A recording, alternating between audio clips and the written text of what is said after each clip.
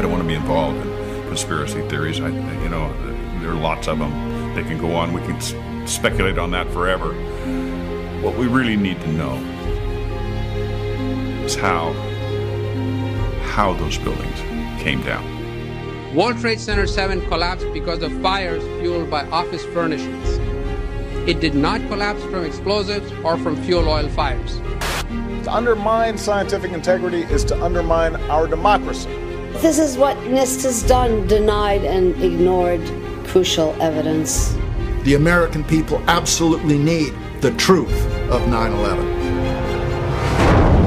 More than 1,500 architects and engineers and 12,000 others, including many scientists, have signed the petition calling for a scientific investigation of the destruction of the Twin Towers and World Trade Center Building 7. The report, issued by the National Institute of Standards and Technology, referred to as NIST, was not valid science. They're talking about a single columnar collapse or failure that resulted in a total collapse of the building. Building number 7 descended in free fall for the first 100 feet, which means that there was absolutely no resistance to the descent whatsoever. So all of the columns really needed to be severed at the same time. The symmetry is the smoking gun. NIST has admitted it went into free fall for 8 stories. You don't need to be an engineer or an architect to see what happened to those buildings. Dus dit is controlled demolition. Zeker weten. Zeker weten. What I saw, it was a classic implosion. The center of the core, the penthouse area, starts to move first, and then the building follows along with it. NIST excluded the document from FEMA in Appendix C that documented the evidence of melting steel. In an office fire, you cannot generate enough heat to melt steel.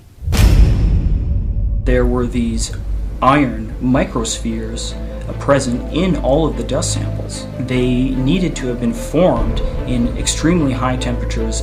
All the characteristics of the microspheres, along with what I see in the attack of the beams that were actually found, tell me that thermite was involved in melting those steel beams.